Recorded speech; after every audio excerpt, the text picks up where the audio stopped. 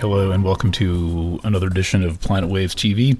My name is Eric Francis, the host of Planet Waves FM and the editor of planetwaves.net. Lots of great stuff at planetwaves.net. Okay, so I'm here today with a short presentation on the Leo full moon. This is exact at 2:33 a.m. Eastern Time on Sunday. And that makes it at about 7:33 in the morning in England, 8:33 in Europe, and a little bit before midnight for people on the west coast of the United States. This is the full moon that happens during the time of the sun in Aquarius. So you can only have a full moon when the moon is in the sign opposite that of the sun, and so this aspect is the Leo moon opposite the sun in Aquarius. And here's how it looks. Here's the sun in Aquarius at about 20 degrees, and then here's the moon in Leo at 20 degrees. So they're in exact opposition to one another, and the Earth is in the middle, and that's why there's this sensation of polarity and things being pulled in long directions and a sense of tension, and many people report that they don't quite sleep as well during the full moon, and I think this has something to do with the human tradition of hunting during the full moon and natural tendency to stay up when it is light out. So it's a little bit lighter out at night when the moon is full, and that's where we are now. So if we consider the theme of the opposition of the moon and the sun across the axis of Aquarius and Leo, we get an interesting reflection on the times that we are living in, and the setup is a kind of a challenge between individuality and the group mind. This is a serious problem throughout the history of humanity, given the way that people who tend to assert any individuality are usually treated, which is not that well. And it's a serious problem in our times when we need to be independent thinkers. Part of the problem of the world now is that there is a lot of groupthink going on, and a lot of stuff that people who are aware of the cult issue describe as being characteristic of how people behave when they're in cults. And it's a little bit weird. Now, I'll give you an example of how much pressure there is between individuals and groups. On Wednesday afternoon, there was a vote by the United States Senate to acquit President Trump of abusing his power and obstructing Congress. And as you may have seen, a senator by the name of Mitt Romney was the only Republican to vote to convict Donald Trump. This also happens to be the only time that someone of the president's own party has ever voted to convict the president in an impeachment proceeding, of which there have now been 3 in the history of the entire United States. So not that many, but still there have been 3. And Mitt Romney has a place in history as the first senator from the president's own party to vote against the president. And he gave a really interesting speech when he did that. He talked about how he had to grapple with his conscience, given that he had sworn an oath before God, the oath that that all the senators took when the proceeding began, to be impartial and to base their vote on the evidence. And he seemed to be sincerely filled with angst and pausing and sometimes on the brink of tears, talking about how this was the hardest decision he ever made, to go against someone of his own party, and then, which tells you a lot, and emphasizes the point that I'm making right now, and then said that he was aware that he would be subjected to some pretty extreme punishment as a result of making this decision. This is the thing. When we put the individual in Leo moon, person, kind of could be any one of us, could be any one of us as a little kid, and then the sun in Aquarius representing the collective mind, you might say, the social pattern that is the thing that we're expected to conform to.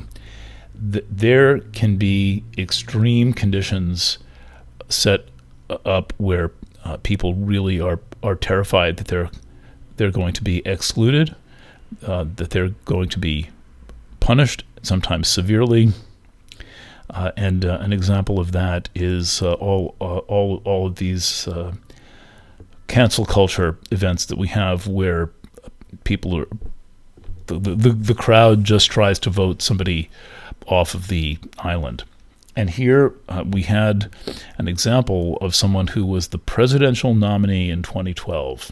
Just 8 years ago, he was the leader of the Republican Party, characterizes himself as a conservative and as a deeply religious person in a time when there's all this religiosity and people claiming to base all their decisions on what God tells them to do. And here we have somebody who's rather pious. He's a Mormon, and he is seems to be in this respect sincere, talking about how he knew that the wrath of the Republicans was going to be unleashed on him, and he chose to make peace with God rather than to make peace with the Republicans. And what I want to say is that one of the central psychological dilemmas and the most important psychological, let's say, dramas of our time involves the abject terror of being excluded when we assert our individuality. And so therefore there's all these phony ways of asserting individuality, of pretending that one is somehow set apart from the crowd, as long as it doesn't disturb what the crowd expects of you. And I know from plenty of personal experience that there is a risk involved in refusing to not be who I am, and I've seen this, of course, happen in the lives of many other people. And I think that one of the things that this full moon is asserting is that in order to move our society, our culture, our relationships forward, we need to be a little more assertive about the truth of who we are and not compromise that. And look, the feeling that I was left with after watching Mitt Romney give this speech the other day was that most of these Republican senators voted along with the Republican Party to avoid being outcast, to avoid being punished. That is inherently dishonest. It is almost a universal truth that when you assert yourself against the tribe, and we live in these very tribal times, that there's going to be some crisis or struggle involved. There's one other aspect, and this is obviously a very simplified version of the full moon chart that's happening right now. It's developing now. It's very close in the full moon chart. And then it's exact on Monday, which is a conjunction of Venus in Aries and Chiron in Aries. And Chiron is one of the most important indicators in the chart of where we need to stand out, where we have an inherent deeply ingrained need to be different, and different in the actual way that we're different from other people. And the presence of Chiron in Aries, which we're all experiencing now, it's a long transit. It's a total of an 8-year transit. We're about 2 years in now. Is provoking people to need to stand out in some way, and yet at the same time, it's often answered in the form of, I'm going to stand out by conforming to this group. I mean, we've all seen this, whether in high school or junior high school, or South Park making fun of it, that a lot of nonconformists conform to the nonconformists. The problem with Venus conjunct Chiron in Aries is that it brings the need to be yourself. And that doesn't mean to not conform. It's another thing. This is coming from inside. Not conforming is arguably coming from outside of oneself. The need to be who you are, exist as who you are, feel what you feel, and be the person you actually are on every level is something that comes from deep inside. And I would suggest that one of the ways you know you're really doing this is when you feel the challenge and the risk and the strain of doing so.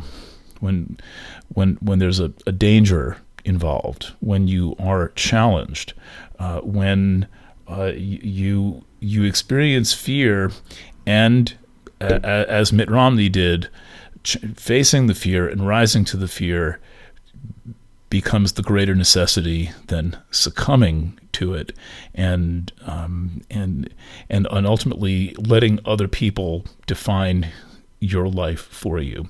The chart offers one more clue in the form of this square to a centaur planet called Pholus.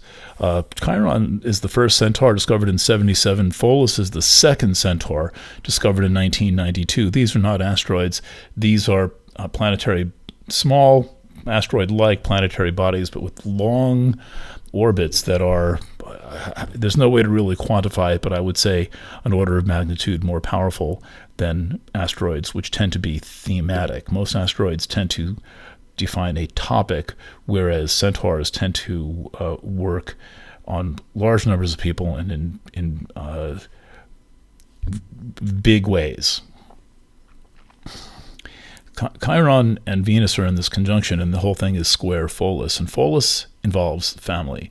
Capricorn involves the family. And I would say that if you are experiencing fear in some way that involves standing apart from the people around you, and fear of being outcast, and fear of in some way being punished or being exposed, to take this back to some early moments in your family history where the fear of being left out in the cold by your family, or being intimidated in some way by parental authority, was somehow infused into your being. One of the things that's not often noted about Aquarius is that it is the sign of groups, and the first group is the family. We are born, typically, into a group, even if we're orphans. We're then put in some kind of an orphanage or foster home. So the first group that we experience is the family of origin, and we can take back any matters involving group dynamics to the family of origin. So that's a clue for where to look and who it was that that you think set down these rules. And the truth is, you don't know what it feels like to distinguish yourself until you do it. The concept of being different is very different from the act of doing so, and of asserting your values and your viewpoint, and having experiences of experiencing the wrath of whatever group, or being shunned, or getting the cold shoulder. In my experience, it is well worth going through this, because in the end, you find out who your actual friends are, and who's not laying some conditional bullshit on you and saying, well, I'll accept you as a friend as long as you don't talk about that, or As long as you're not too creative, as long as you're not too funny, as long as you don't stand out too much, as long as you're not too honest, as long as you're not too sexual, that's a big one as well. And remember that this comes down to some deep emotional psychological trigger that was often laid into us, most probably before the age of 3.